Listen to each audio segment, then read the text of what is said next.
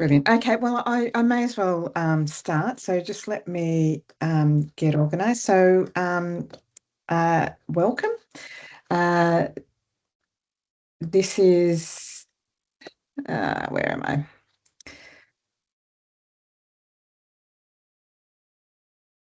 I'll just have to get my PowerPoint back up.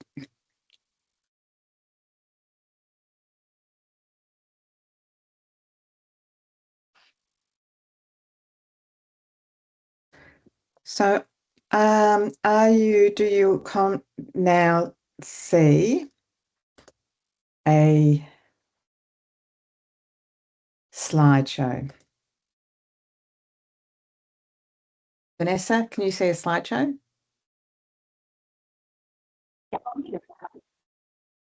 Is that a yes? I can see it. Okay, so we're just basically going to talk about what mentors, the difference between mentors, supervisors, and coaches, and kind of just some of the things we kind of like to do for the Insight program. So what we're going to start with is just some definitions, just so that we're kind of talking about the same thing. Then I want to talk a little bit about what mentoring is and some of the research that we know around mentoring and what works well.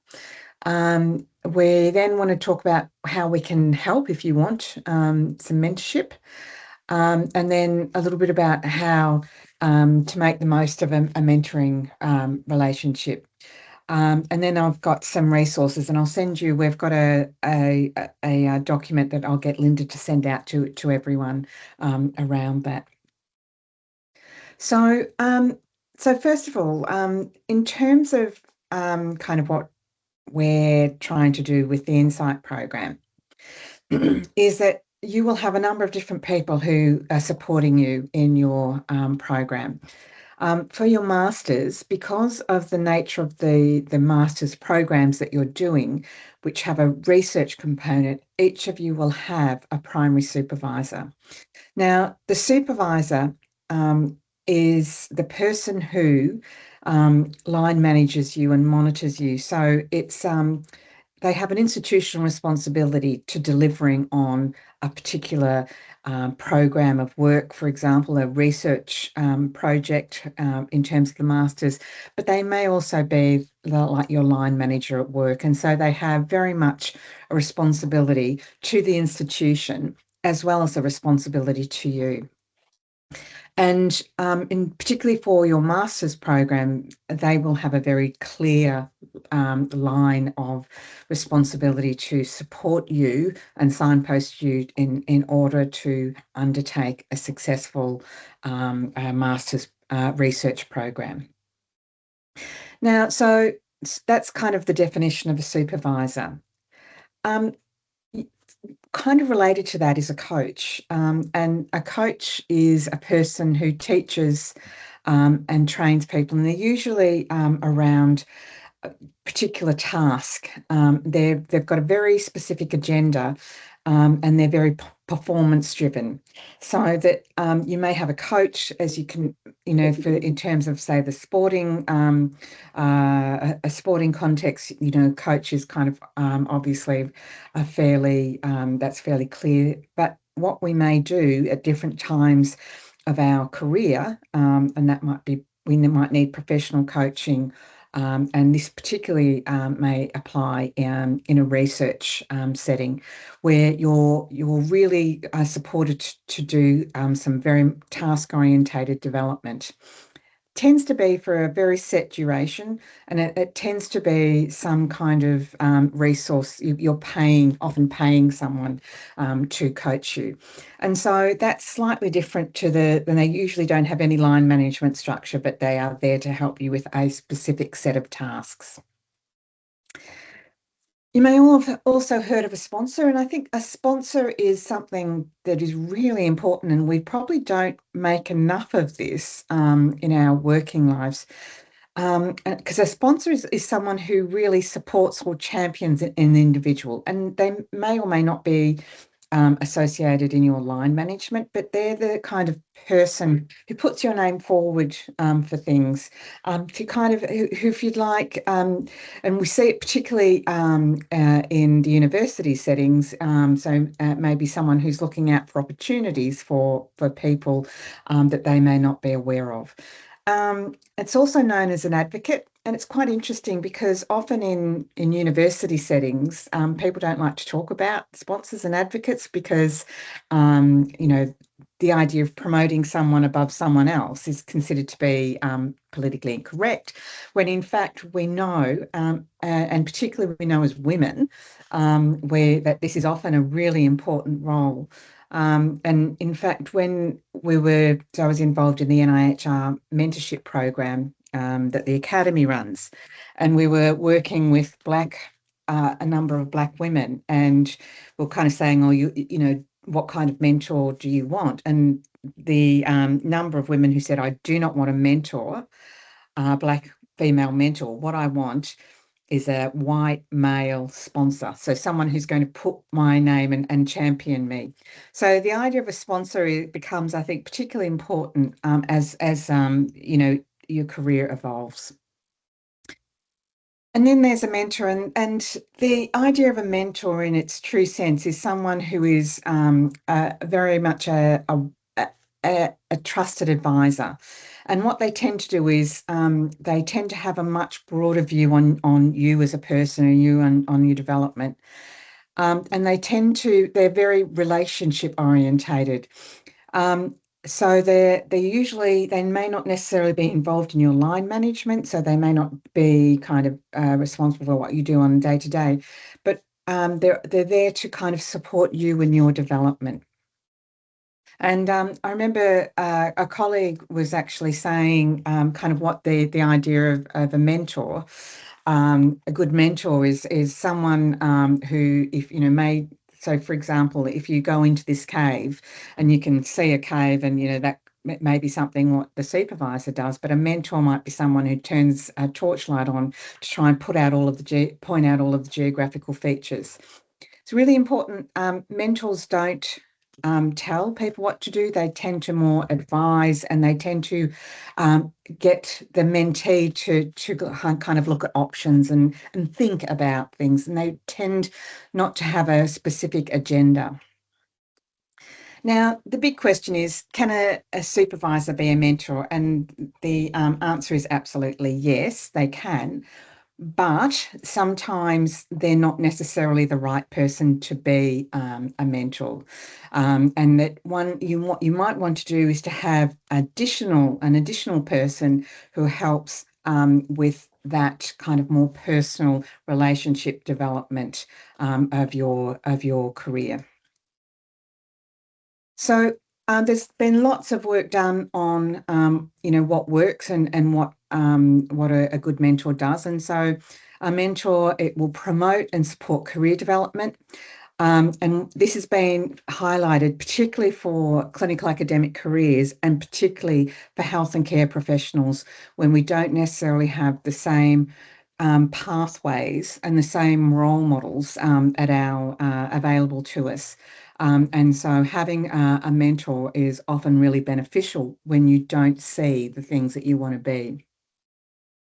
It assists in facing challenges, and particularly they may be structural challenges, they may be cultural challenges, and they help to kind of get around those challenges. And they're particularly important when there's a real issue around it's not clear of what you need to do next. They're particularly important as an enabler and a supporter for underrepresented groups. And a lot of the research has been done on women and on ethnic minorities. And it's particularly important there when you have absolutely some significant barriers that you may need to identify to deal with. And importantly, they provide a safe space to provide unbiased career advice. So if, for example, I have a student, so if I have a PhD student who, wants advice, I would like to think that I'd be able to provide a safe space. But if they were struggling, for example, with some of the things around the research, they may not want to tell me, or I may not want to see it. And so that's where the mentor provides that safe space where you can actually talk about things. Now, there are different mentors for different activities. And so one of the most common things I get asked for is work-life balance. How do I balance out my research along with my clinical, along with my family life, along with, all of the other things that I'm doing. So it may be around that. It may be around particular areas, such as saying it's particularly important around empowering people from ethnic minorities where, you can't necessarily see it to be it. It's particularly important around particular pinch points in your career, whether or not you're transitioning from one job to another, or you're trying to make a decision around where to go next. And it's also mentoring is often particularly important around life pinch points. So, for example, having children and juggling the absolute issues, the real issues that we pretend don't exist around maternity leave. But then it's also around that work-life balance with childcare, with different elements of shared responsibilities, and that may not be just children; it may be aging parents, and so there are different mentors for different situations. And there are different types of mentorship. So one of the really important and undervalued is peer mentorship. And one of the things we would like to try and get you guys to do is to mentor and support one another. It's part of being a cohort, but having peer, like most people think of a mentor, it needs to be someone older or more senior or more established, but that's not necessarily the case. Peer mentors and near to peer mentors are really important. And often what you guys might need is you might want a mentor who's someone from the Insight program the year before who's now gone on to do a pre-doctoral fellowship application, for example. So you might have someone who's not really established, and in some ways, the peer mentors and near to peer are often the areas where you can have more honest conversations around some of the I'm not getting this, I don't understand. Group mentoring is also a thing where you kind of uh, work as a group, and that's kind of very similar to what we're doing in terms of the cohort effect of a program. And then one of the really important development areas is reverse mentoring. So, and a really important mentor relationship I had was when I, as being a senior academic, was mentored by a student who was transitioning from being male to female. And in the university, it's a very frequent time for when people transition. And it was just absolutely eye-opening for me around some of the things that I thought that I knew that I didn't know. And so that reverse mentoring is can be incredibly powerful. But mentoring does require planning and design. And I'll send this, will be in the papers that I send to you.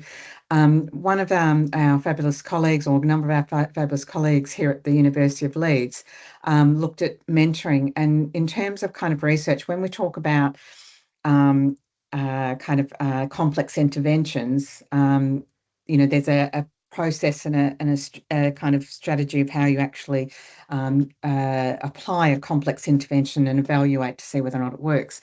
And really, their argument is that mentoring is the same, where you want a particular outcome.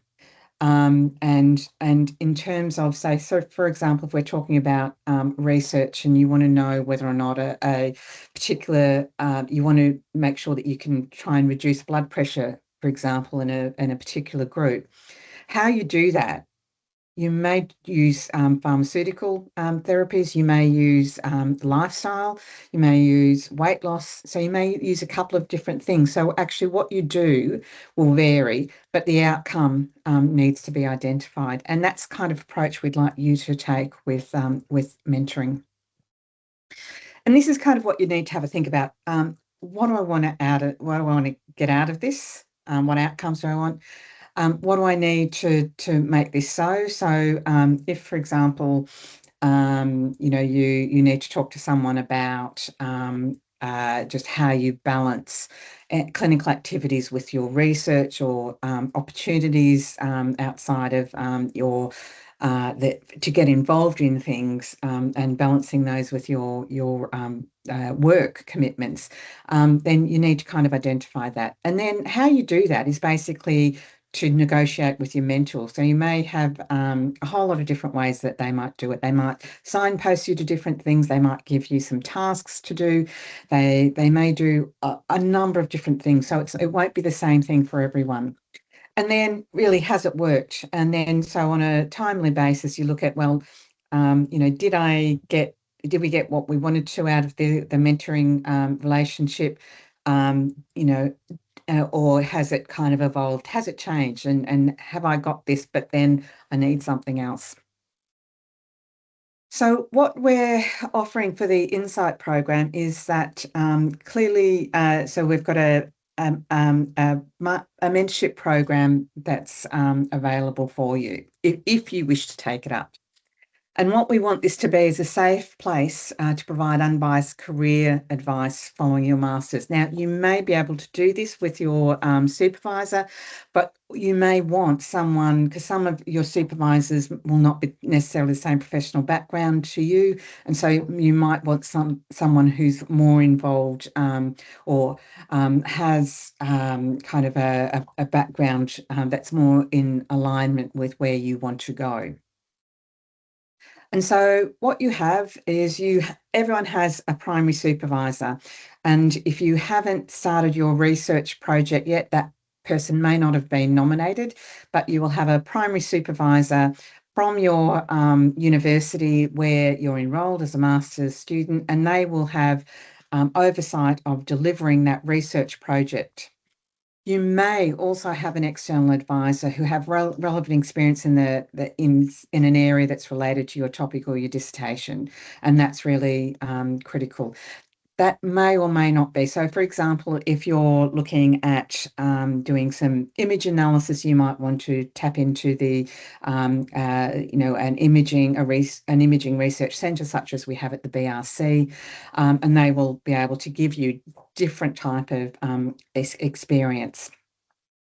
And then finally, for those people who want it, a mentor, ideally from your professional background, given this, that you are still early in your professional registration development, and that they will be able to help work and juggle things in terms of, whatever you need, and may be able to signpost you to local profession-specific based activities or national initiatives. And so they will be more in alignment of kind of in terms of not just your masters, but your combined clinical and research roles. So the difference is your primary is a supervisor assigned by your HCI. The mentor so the mentor is assigned by us if you like it, and an external advisor, if needed, will either be done through a combination of primary supervisor, you as a candidate, and the Insight team. But this is really kind of what we wanted to talk about, the mentor. And so what our role is, you might already have identified a mentor, but if you haven't, we can help to identify someone from across the region, but it may not necessarily be just Yorkshire and Humber. So, for example, if you're from a very underrepresented profession, we would look at extending into the other Insight teams and to try and find someone nationally. And what what we ask you to do, so is we provide structure and support. So if there's a guide for how to do this, and then we ask you to identify what you need to do, and and I'll talk a little bit about this being very much a mentee-driven program. So you organise the meetings, you're the driver of this rather than the mentor. So what makes a good mentor? This is what the research tells us, that they're accessible, that they're optimistic, that they see potential, that they're trustworthy, and it's really important to have a safe space, where you can kind of say things that you may not necessarily want going back. So, for example, if you think the Insight program's an absolute waste of time, then you can say that to your mentor. You don't have to tell us. We would hope you tell us if you had problems, but that they are absolutely there to listen, to be a trustworthy listener.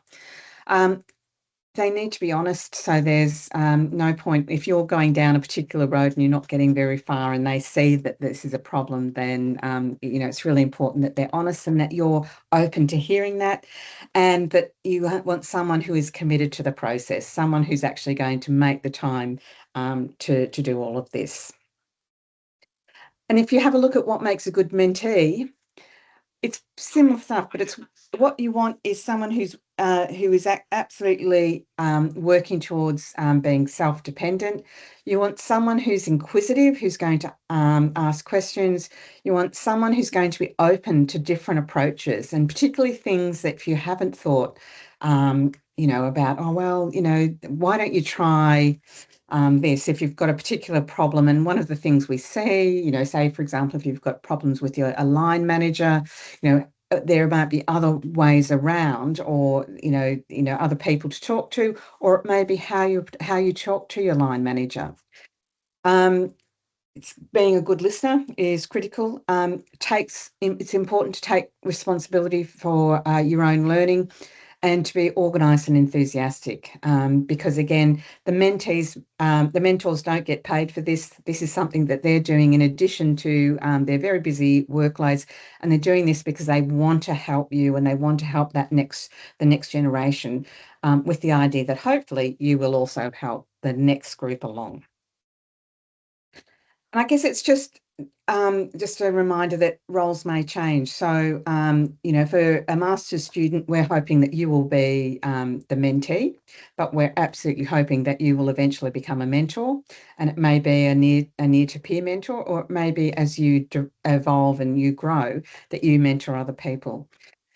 People who were mentors. So we've had a couple of examples where people have had mentors who have offered them other opportunities, and so then they become more of a supervisor. And I guess it's just making sure that you understand that these roles, may change, and that's part of that process. So if you want to, this is the type of information we ask you as an Insight candidate. It's kind of like, what are the things that you'd like to discuss with your mentor? So that you've given some thought, not that this is just it's offered, so it's a tick box. What do you want out of a mentor relationship? And then how you think a mentor could help, and any specific issues that you would like to focus on with your mentor. So, for example, if you're wanting to know how do I balance things when I'm coming back from mat leave, I'd be useless because I don't have kids. I've got the best kids out. I've got gorgeous stepchildren. So I can tell you, I'm more than happy to have a discussion with you on what a pain in the ass teenage girls are, and how difficult that can be. But you need to make sure that you've got people who are advising you on the things, and that's why we ask this. As we said, this is mentee driven. So, as a mentee, we want you to organise the meetings. We suggest that they're every 2 months. So then, or every month or 2 months, and that you organise the meetings.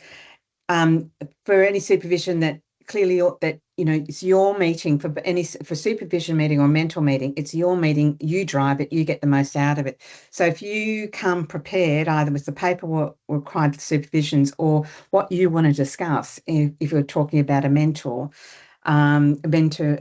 meeting, that you've given some thought to what you've discussed, or there's been things that you've discussed that you may do from the last meeting that you've actually done or haven't done because of whatever reason that you're driving that. And finally, there's the NIHR Academy program. The NIHR Academy program is for a specific group. So it's for people who are in the final stages of their PhD or are in the early postdoc. And there's a reason for that, is that because that's where we often see a huge fall off, and it's a real problem because we often see that's where the huge fall off with women occurs, and we think that that's because there's that potential juggling of a number of different roles, lots of different reasons. But the good thing about it is they've developed all these resources and they're available to everyone. So we'll send you the links for this, and it kind of goes through these. There's little webinars or recorded webinars on each of these different areas, and that's the website. But we'll send you that link. And with that, I was just going to open it up to see if there's any questions. Oh, we've got two more people join. That's great. Any questions, comments, concerns? Would anyone like a mentor? What's your gut reaction? Do you think you want one, or maybe not at the moment? I might want to do some other stuff first. Martina. Hi.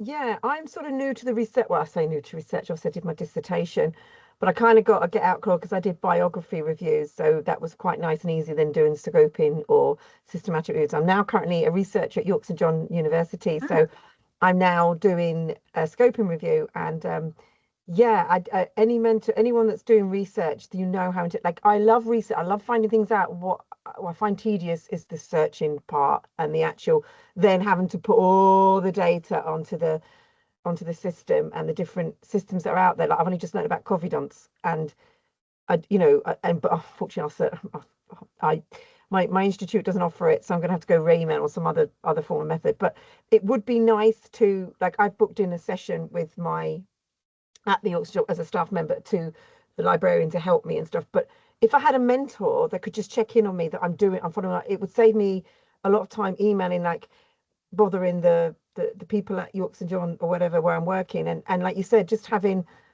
peer mentorship, like other ladies like yourself on here, Vanessa and Poppy, like doing. I mean, you're probably more pros to it than me. I'm really old school. I'm a very mature student, and I've only just come back from. I only recently graduated last year as an OT, so I doing the research side of things yeah, it's a bit new to me, but I'm liking it. I'm enjoying it, and I want to. And I suppose developing your skills isn't just about what you can bring to the table; it's about what you can learn as well. It's all about the learning, and I want to learn more about how to do good research, because there's not enough research in occupational therapy, and we're the underdogs in the health profession as well in terms of like getting out there. We do more than just ordering equipment, so we need to get. I want, so yeah, I think if I had a mentor, that would be nice, because it's away from my institute, so it's separate in a sense that it'd be a non-bias kind of thing, if that makes sense. Yeah, and I guess it sounds like you're looking more for skill development though, rather than independent support. Managing my time would be good as well, mentoring Yeah, like that. so that's more of a mentoring relationship. I need that because I've got ADHD, so I need really Yeah, good, and my work is a lot of remote working, and yeah, I have to have movement breaks. I can't be sitting, I get frustrated, and I'm multitasking. As you can see, when something pops in my head, I have to write it down. So if you see me looking down, it's not me being rude, being on my phone. If something pops in my head, if I don't write it down, it goes out. My brain works 100 miles an hour, and I have about 20 different things going on. So this is why so if I had a mentor, that would be really good to kind of like, yeah. because when So, I so, know. so what you might want to do, if you don't mind disclosing it, is to say something around balancing, Yeah, work, like you were just said about work life, and because I do too much, because I struggle. Oh, I struggle, that's the wrong choice of word. Difficulty in uploading information. I should balance my home and work life a bit better, occupational balance, but I do find that difficulty at times. So to have a mentor to help me focus and make sure that I'm using my time right, structured and routine, and try and organize myself better with time management, that would be great, because I'm going to be caring for my mum. So, which is why this job works well for me. But it's getting that, what you were saying about balancing, and I need to be good at that. So if I had a mentor to help direct me in that, yeah. I And would really I don't appreciate know that. whether you wanted to kind of talk about having ADHD as well, because sorry, so many academics. Procrastination is, yeah. I'm one of those. where I think I joined the younger cohort where 2 nights I couldn't work on my assignment. And then 2 nights before when it's due in, panic sets in, and then I'm pulling an all-nighter and I'm doing it. And I got good results, but the stress Yeah. and my family that seeing Tina, you're not going to sleep and you haven't stopped to eat because I have to set myself alarms because I get hyper focused and then I don't eat or I don't move from the desk. Yeah. And what I like a mentor would give you signpost you to different resources and give you suggestions and That but would be it would be your responsibility to make sure that you're doing it, not the mentor's responsibility. Yeah, Yeah. quite. So I think having that as being explicit about what you want, I think is really important. I think the other thing is the whole data searching stuff is undergoing a huge transformation with AI. Yes, isn't it just? Oh my God. Yeah, yeah. And I think the library are the best people. They're at the forefront of this. So you're doing the right thing by using the library services because I think that we're going to see quite a significant change. And clearly the searches still require in the intellectual input for having the right search terms, but I think we're going to see quite a revolution in how we access that data.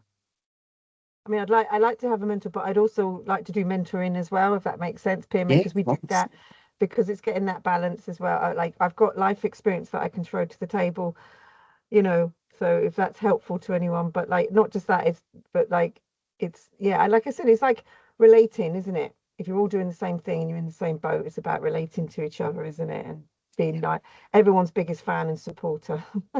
Yeah, definitely. Definitely. So it sounds like you should definitely fill in the form and we'll try and organise someone. Thank you. Anyone else?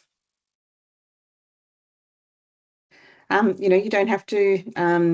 One of the problems when there's only so few on the call, it's like, right, Vanessa, what is it? But no, you absolutely don't need to do that.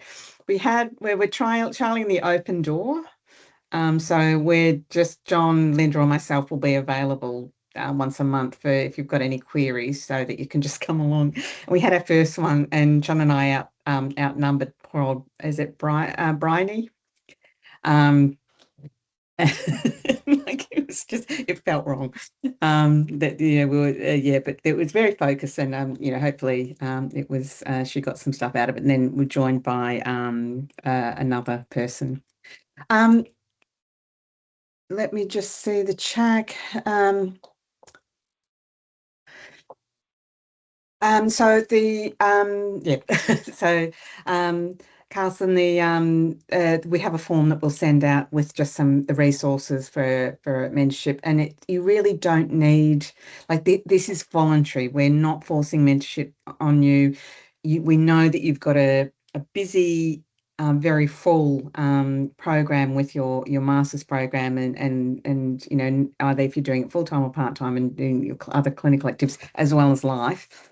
So this is absolutely to help you. We've found in the past that having that wraparound support and that independent support is often just a good thing to do, which is why we're offering it. Vanessa.